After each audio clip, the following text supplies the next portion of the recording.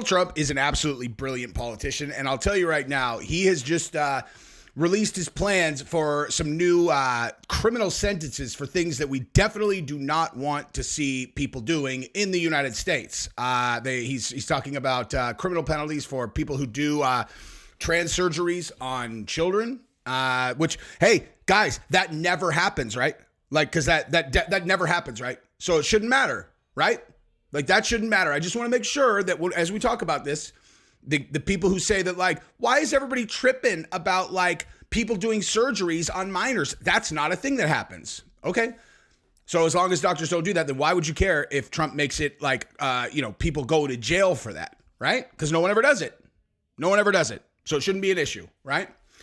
He's also rolling out new penalties related to border security and some serious penalties as well. Life sentences, as an example, which is very exciting, in my opinion, for certain things, you know? And I want to be clear about this as I talk about it. I have empathy for people who are genuinely trying to come here to make a better life. And I mean, like, if you live somewhere in South America and you have absolutely no economic future and you got kids and you hear through the grapevine that you can come to America and you get a job, you know, and you find some kind of this or that, it's like, dude, it's and the money that we consider, you know, like throwaway money, like, honestly, it's like throwaway money. That's just like, oh yeah, you know, you can make $150 a week doing yada yada, and that's like a ton of money to them. I don't judge them for wanting to come here and get a better life. That said, if you have no system for letting them in, then what you get are cartel people, smugglers, human traffickers, and the worst kind of people, right? So that is what we're going to talk about. And also, it looks like RFK is about to suspend his campaign, and he is going to snub the Democrats, and he is going to come over to the good guys. So we'll talk about all of that. If you have not subscribed to the channel and you are looking at my content, I cannot stress this enough. The analytics are clear. If you want to see my content, you have to subscribe. If you saw this and you're not subscribed, that is some kind of weird miracle, and I will prove it to you. Actually, I will show you exactly what I'm talking about. I'll just pick one at random. Okay, so here you go. Here is a video that I did the other day about Trump. Here you go. Let me move that over for you. Boop. 97.7% subscribed. Okay. I cannot stress this enough. That is not normal at all. Okay. It's my Trump stuff. And so I will hide this from you. I'll show you again. I'll show you a different one. Okay. So, like, let's just look at any other random topic that is definitely not. I literally just picked this at random. Here you go. I picked this at random. It's not a Trump one. And look at this. Okay, this is the one about Joe Rogan, and there you go, 57% and 42.5%. So I will continue to tell you guys every time, if you like my Trump stuff, you have to subscribe because you will not see it. Okay, it's that simple. All right, so let's talk about this and let's rock. All right, so let's start here, and then we'll get into the penalties for trans stuff. All right, so Trump vows to impose tough new sentences on illegal migrant criminals, including the death penalty for traffickers. Don't say those words, Jesse on Fire, or else no one will see it. Former President Donald Trump on Thursday vowed to impose stiff punishments, including the death penalty, on illegal migrants found guilty of committing heinous crimes. He said, we will impose tough new sentences on illegal alien criminals, including 10-year mandatory minimum sentences for anyone found guilty of human smuggling, a guaranteed life sentence for anyone found guilty of child trafficking, and the death penalty for anyone guilty of child or woman trafficking. He said that in a nose press conference at the U.S.-Mexico border. We'll also impose a death penalty on major drug dealers and traffickers. That's damn. The only reason I say damn about that is I'm not saying they don't, I'm not commenting on whether I, like, dislike, whatever. They just have a lot of money that I would imagine they will potentially, give to the Democrats. Oh, wait a minute. Hey, who do you think is more likely to take money from criminal cartels in Mexico? I wonder, hey, Kamala, we've got $100 million for you. She's all, good Lord, I would never take money from criminal organizations. Y'all, you wouldn't? So what? No. Oh, you wouldn't? No. But I mean, like, what would you want for that money? They're all, we just want you to keep doing what you're doing at the border. Just don't change anything. Keep it wide open. 100 million? 100 million. Just change nothing. Listen, I'm going to need you to put that through 7 shell companies, and I need you to donate it to a series of my nonprofits. I know I used to do this really down and dirty, cash and all that, but no more. Okay? It's got to be legit. It's got to go to my 501c3s. Trump would be like, what? 100 million? No, I'm going to impose the death penalty on you guys. Anyway, so Trump called for capital punishment on anyone convicted of killing police, sheriffs, border patrol, ICE, or law enforcement officials. That seems very reasonable. Death penalty with a quicker trial, not a trial that lasts for 15 years and everyone gets exhausted. 100% on board with that. Okay. The amount of injuries sustained in fights and shootings is just as incredible, Trump said, of the difficult and dangerous job law enforcement authorities face guarding the southern border. You know what's really funny, dude? You know what's really funny? Is I don't understand why anyone who is interested in the border policy of this country, why don't they just go ask the Border Patrol agents? You know? Just go ask a Border Patrol agent. Hey, whose policies do you think are most likely to lead to safe streets in the United States? Like safety in the United States? Because if they go Biden, I would listen. I'd be like, really? I would be surprised by that answer. You know what I mean? But I am telling you straight up, I am not closed-minded. I'm really not. I change my mind all the time. All the time. Did a video, earlier today. You guys will probably it will have been yesterday by the time you see this. And I did it about Andrew Tate. I've said it a million times. I don't dislike Andrew Tate. But if you say crazy things in videos, right? Like, as an example, his brother, in a video from a long time ago said, I took the virginity of a 17-year-old and it hurt her the entire time, but it felt good for me, so who gives a shit? I'm sorry, dude. You're not going to convince me that that's that dude's cool. You know what I mean? Like, you would ask me before I saw that, hey, you like Tristan Tate? I'd be like, yeah, dude, he's good people.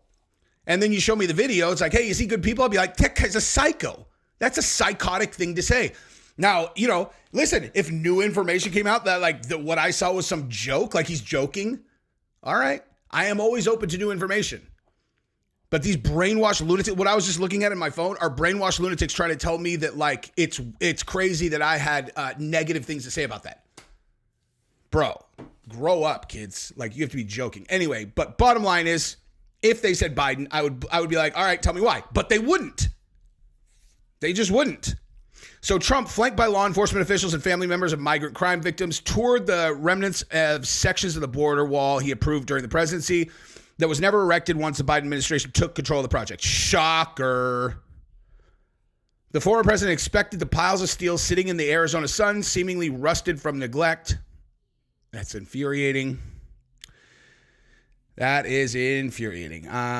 Okay, so it could have been put up in a matter of weeks. It was all set to go. It's the Rolls Royce of walls. He's so funny, dude. He is so funny, man. Grieving angel moms back Trump. That's just awful. This is going to hurt to even read, dude.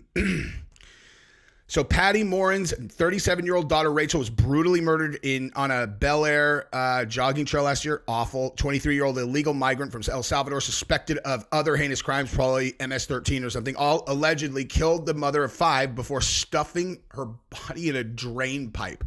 Wow. Nice, dude. Jeez. We are 1,800 miles from the border, and because we have an open border, we've had 2 cases in the same county where illegal immigrants have come and AR'd and murdered our citizens. Oh my God, this little baby. No.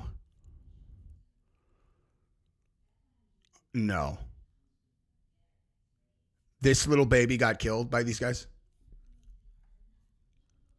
Oh my God. Alexis Nungare, the mother of a 12-year-old named Jocelyn, who police say was assaulted and murdered by illegal migrants in Houston, also spoke of Trump's border policies. There were over 300 detention beds they should have been at. of the 2 alleged killers, one of whom was wearing an ice ankle bracelet at the time of the crime. My daughter's 12, dude. My daughter's 12. Like, people act like these topics are just, just like talking points or whatever. It's not a talking point to this girl. Or I guess it's nothing to her. She's dead. But sure as hell's not a talking point to her parents, dude. My daughter's 12. Someone needs to answer for that stuff, dude. They were detained and released, and they shouldn't have been released. We are losing very innocent people to heinous crimes that shouldn't have been happening in the first place. Unbelievable, dude. Unbelievable. I'm actually just going to leave her up while I go in my other web browser and I look up the Trump transgender criminal policy. Let's see what he said here. Okay. Hang on for a second. Oh, this is the same thing. Anti-police policies. Okay, so he's going off on the cops too. He said that Kamala Harris's anti-police policies in a law enforcement-centered speech. Yep, true. Defund the police. We should never have even thought about defunding the police. Correct. Since Comrade Kamala took office, her own administration crime statistics show she has presided over a 43% increase in violent crime, including 58% increase in rape, 89% increase in aggravated assault, 56% increase in robbery. Major cities are almost all run by Democrats. All right, so let's switch over here, and I wanted to tell you what I was talking about. The Trump campaign announced the ex-president's support for the death penalty for child rapists, a return to stop and frisk policing, and felonies for doctors who perform transgender surgeries on minors without parental consent. Wait, what? Well, yeah. That's not a felony now? That's not a felony right now? That's unbelievable. She was in charge of the border. It was the weakest and worst border in history. The job she did is a disgrace. She should be the underdog because she did such a bad job. Yeah, 100%. Dude, are you kidding me? That I can't believe that. Like, it's not a felony for a doctor to do a full gender transition surgery on a minor without the consent of their parents. That's not already a felony? That is wild, dude. Can you imagine? You have some autistic kid and you're like, look, I've been trying to have this conversation. The kid is not, they're autistic men. Okay. We have them in therapy, whatever. And then like behind your back, you got someone at school who's talking to them like, listen, I know your parents are bigots, but here's the thing, man. We can take care of this without your parents. Put them on hormones and they get them a surgery. And the parents are like, whose kid is that? You don't give two about my kid. Now I have one last talk track that I want to go through before I wrap this video. Okay. So I have recognized now that the media did such an incredible job of the divisive kind of like this blanket of divisiveness that they put over society. And this is the one thing I will say is much better in 24 versus what it was in 20. Okay. At least in my experience. Because it is, at least as I can see it, much more acceptable to just be like, yeah, I'm with Trump, man. Right? Where before they had created this paradigm where like, people were literally afraid to say that they were Trump supporters. Now that it's completely not that, right? I feel like people who know each other and like one knows the other one's a Trumper, one of them knows the other one's not. And like, it's not as nasty as it used to be. I do think the stakes of the election are probably even higher now than they were in 2020. I mean, they must be because in 2020 he lost and we're still alive. There is still a country here. Can you imagine another 4 years of this? Open borders, record inflation. They printed $10 trillion. $10 trillion. But in terms of person to person, like I have friends, I know they're not Trumpers. I know it. I know they're not Trumpers. And because of the channel, I don't have the luxury of just keeping politics out of my relationships anymore. You know what I mean? Like once you've got like, dude, once you have Trump sneakers in your background and you're, in your studio, there's no point in just trying to kind of talk around the topic. Eventually they're going to find your channel because they know what you do for a living. Most people that I'm friends with outside that have never didn't meet me through YouTube, whatever, they know I do YouTube and they're like, wait, so that's all you do? I'm like, yeah, dude. And then they can't believe it when they get on YouTube. They're like, dude, you're huge. And I'm like, I'm not huge, but I'm a professional content creator. They're like, dude, I had no idea. Why didn't you say something? What'd you want me to say, man? I knew you were fill in the blank. Hey, what's your status in the hierarchy of the company? Oh, well, actually, I manage the blah, blah division. Oh, wow. You know what I mean? I don't know. I know what people do. I don't really know what their status is, whatever. But the bottom line is I can't hide where I stand on things anymore. And so I have learned that as long as you don't be weird about it, you can still be friends with these people. Because 98% of the time, Democrats are good people. They're just, in my opinion, brainwashed by propaganda. Brainwashed by propaganda.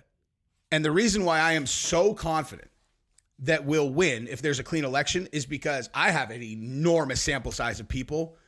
And there are so many people who were formerly Democrats that are now Trumpers. I mean, an absolutely enormous number. Enormous. I do not know not one person, zero, not a single person who was on the Trump side and is now on the other side. Zero, not one. The Trump side just keeps growing exponentially. And it's a one-way street, man. Nobody goes the other way. But like I said, the people who are still over there, as long as they're not hyper psycho, wokester, communists, if they're just regular people who just haven't woken up yet to the fact that they're on the wrong side, because they are, I don't have any personal issue with them. You know what I mean? One thing I want to make perfectly clear on my channel is I don't see Democratic voters the same as I see Kamala Harris. Okay? Kamala Harris is a bad actor. She's a puppet. It's just this whole thing. It's just infuriating. I'll tell you guys a super quick story. Okay? So I mentioned on my last video that I did about politics that I did Ibogaine. And that was how I kicked, that's how I became perma sober, right? So to try to explain that experience to people would be a daunting task. Daunting. But the story I always tell everybody is it took a long time to start working. And the way that I knew it was working is because all of a sudden I just got transfixed or transported into this experience. And I had my eyes closed where I suddenly was in this environment where I was sitting on a couch in an apartment by myself, looking at my cell phone. I was living this experience. Okay. This is a really heavy, Ibogaine is a very heavy psychedelic, extremely heavy. And I'm in this place and I'm looking at my phone and I'm on Instagram and I'm looking at a post from my wife. It was my wife, my kids, and another dude. There was another guy who was now parenting my children and with my wife. And I was living in this parallel universe where I had continued to take my life for granted and had behaved in a way where that's exactly what I deserved. And that is exactly what was going to happen. It was a future parallel world. And it was, it's hard to explain how this worked, but for me, I had essentially a spirit guide that was I'll just tell you exactly how it was. My experience, I was on a river the whole time, 13 fucking hours, dude. 13 hours. I was on a river just kind of floating, dude. And I would look to my right and I would see some kind of vision, and I would be like, oh, let's check that out. And then every time I actually like felt that that's exactly what it was like. It was like it would go, and I would dive into whatever I was looking at, you know? And in that one, it was like, and I had like a guide kind of with me the whole time. And it's like it's feeding you all the information that you need. It's like, it's like, you don't get it. She makes her own money now. This is at the time, like that was new. It was like, she makes her own money. You keep doing this, like you keep doing this and this. If she finds out, she'll fucking leave you for real. Like irreversible. You're done. You will not be able to fix it. Cannot fix it, cannot whatever. And I was living that future state where I had exhausted all of my options. It was over. Like it was over. There was not a single thing that I could do to get her back. It was wild, dude. Like when I think about it now, it's like a memory. Like it's like something that happened. You know what I mean? Like I lost her. I lost them.